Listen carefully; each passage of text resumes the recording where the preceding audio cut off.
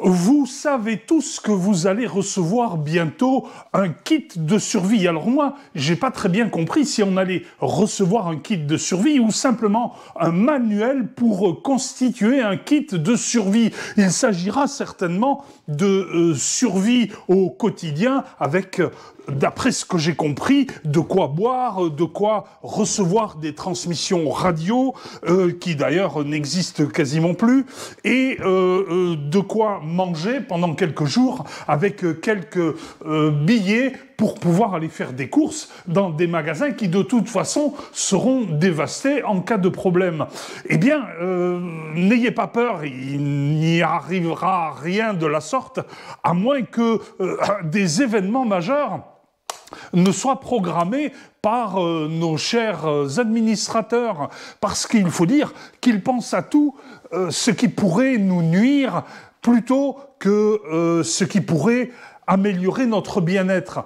Ainsi, par exemple, en matière de survie économique dans laquelle on se dirige tout doucement, vous et moi, si vous êtes un petit entrepreneur, eh bien, je pourrais vous dire ce à quoi il faut vous attendre, car ce matin, j'ai reçu dans ma boîte mail un message de mon comptable qui m'a envoyé une facture supplémentaire à celle déjà existante des prestations qu'il m'a fournies, et cette facture notifier un changement du plan comptable. Il y a un nouveau plan comptable qui, comme vous le savez, est architecturé par un système tellement complexe que l'on n'a pas d'autre choix que de prendre un comptable pour arriver à fournir les documents que l'administration exige légitimement. L'informatique n'a jamais rien simplifié dans ce domaine-là. Elle permet, à contrario, de justifier une complexification. Mais voilà, s'il ne s'agissait que de faire travailler un petit peu plus le comptable, on pourrait estimer que c'est un plus pour l'emploi. Mais en fait, la réalité, c'est que le comptable, lui, va vous facturer des frais de mise à jour de son système pour pouvoir continuer à faire votre comptabilité. Et ça, c'est sans vous prévenir, sans votre avis, vous n'avez pas le choix. Donc, dans ce document, je trouve une quinzaine de lignes d'augmentation des tarifs qui vont à rebours jusqu'en 2023.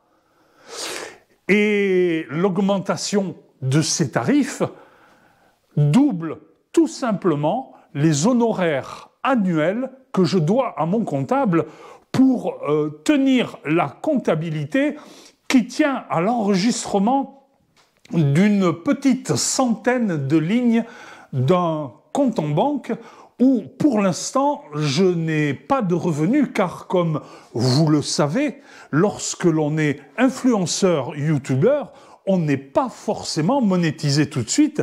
Il faut avoir un nombre conséquent de vues et d'abonnés pour, à un moment donné, prétendre à des revenus publicitaires. D'ailleurs, je vous remercie de vous abonner et bientôt, je pourrai fêter les 100 abonnés. Vous voyez, 100...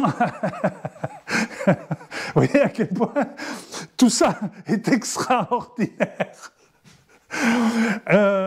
Toujours est-il que il me faut déjà prévoir des dépenses avant même d'avoir gagné de l'argent, mais ça c'est bien emblématique du système technocratique français qui vous vide les poches avant même que vous ne vous les remplissiez. Et le comptable, lui, n'y est pas allé par 4 chemins en doublant son tarif. Alors vous, si vous connaissez un comptable susceptible de tenir des petites comptabilités pour un prix raisonnable et surtout pour ne pas changer ces tarifs en permanence, car ce cher comptable dont je vous parle, dont pour l'instant je ne vous donnerai pas le nom, sauf éventuellement en message privé, car je ne tiens pas à avoir de procédure judiciaire sur le dos. Il me faudrait donc trouver un comptable capable de générer des comptes et d'envoyer ces comptes au tribunal de commerce en fin d'année pour un tarif raisonnable correspondant au travail qui est exécuté et non pas simplement à l'idée que l'on s'en fait. Malheureusement, la chose n'est pas simple. C'est une des choses qui est le plus difficile à réaliser lorsque l'on est un petit entrepreneur, c'est de trouver un bon partenaire qui soit capable de vous conseiller et de vous accompagner dans le développement ou au moins dans la survie de votre petit établissement.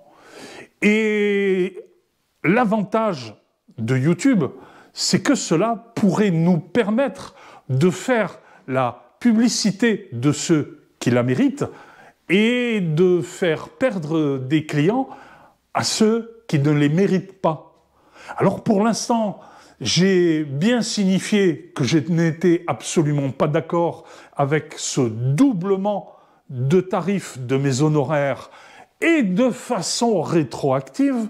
Donc j'attends la réponse de ce brave cabinet comptable, car il s'agit d'un cabinet national qui avait déjà par le passé tenté un coup en faisant passer le tarif annuel de leurs prestations, tenez-vous bien, pour un tarif mensuel, ni plus ni moins.